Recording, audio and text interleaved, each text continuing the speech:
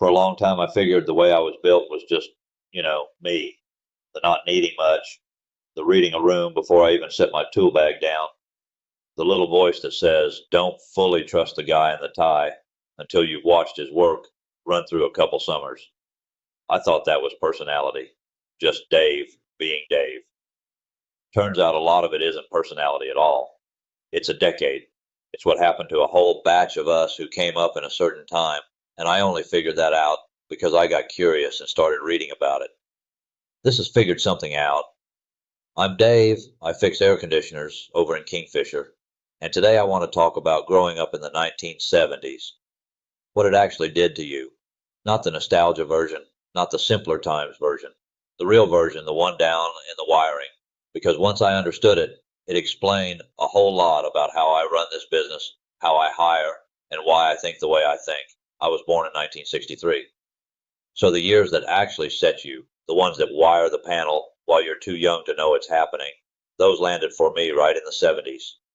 No seatbelts, mom and dad smoking in the car, with the windows cracked an inch, Fleetwood Mac coming through the AM radio, nobody in the world knowing where you were at any given minute.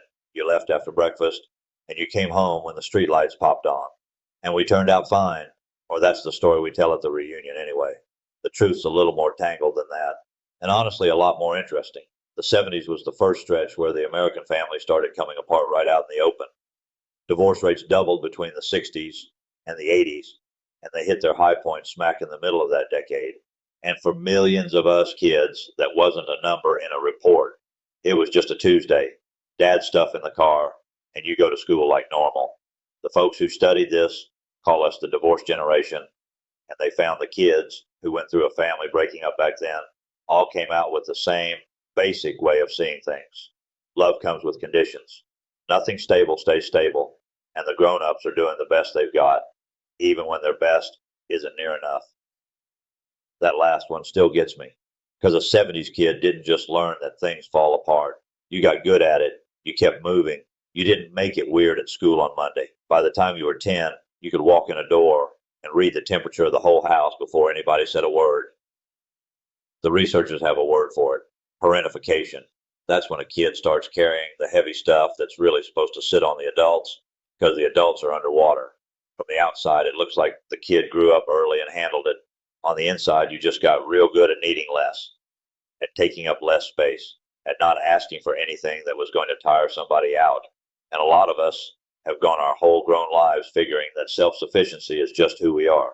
Maybe it is, or maybe it's a thing you learned to survive that sunk in so deep it started passing for a personality. Those are two different things, worth knowing which one you're actually dealing with. But here's the piece people always leave out when they run down the 70s. You were also flat out free. Not the pretty postcard kind of free, real free. Unsupervised, figure it out your own self free. The folks who study unstructured play, meaning the kind where the kids settle their own fights, make up their own rules, decide on their own who's worth trusting. They say it builds something. A scheduled childhood just doesn't. Call it a tolerance for not knowing. You don't have to have the answer this second.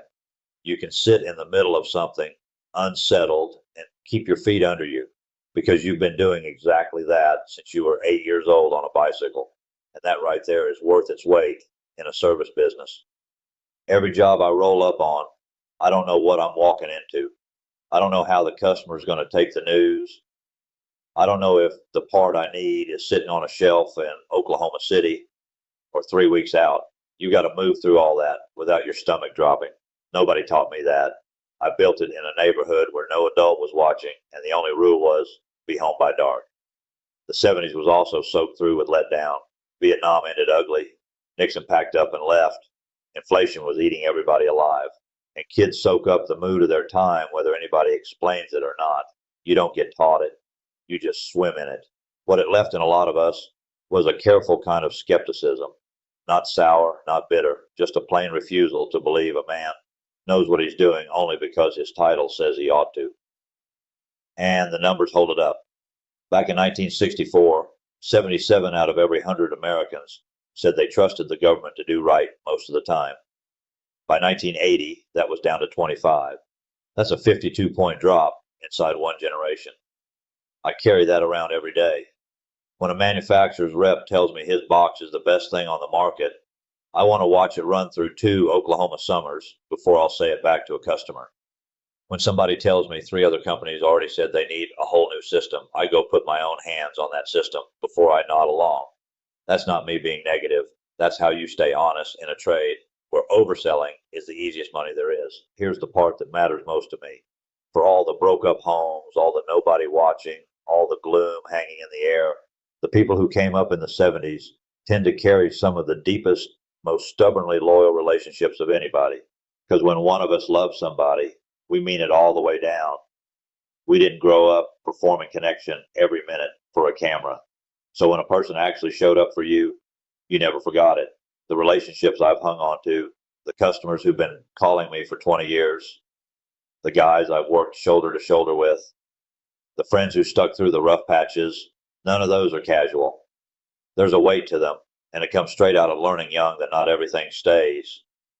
So when something does stay, you hold on to it careful. That's the thing about coming up in conditions that were genuinely hard. If you made it through in one working piece, you didn't make it through unchanged. You came out the other side with something a soft, protected, padded childhood just doesn't reliably grow. A tolerance for reality exactly the way it actually is. That's not a wound. That's a certain kind of wisdom. So here's what I figured out. The things I value most in the people I work next to, the ones I'd trust standing in any customer's living room, the ones I'd hand a whole satellite operation to, they're the exact same things the 70s built into me, whether I signed up for it or not. Reads the room. Doesn't need everything wrapped up neat this second. When they give you their word, it actually means something. Doesn't put on a show of loyalty, just quietly has it. That's not really a generation. That's a formation. And the good news is, it can happen in any decade if the conditions are right. This has figured something out. I'm Dave Hartzell. Thanks for riding along with me. Call 405-375-4822 or book at hartzellshouldair.com.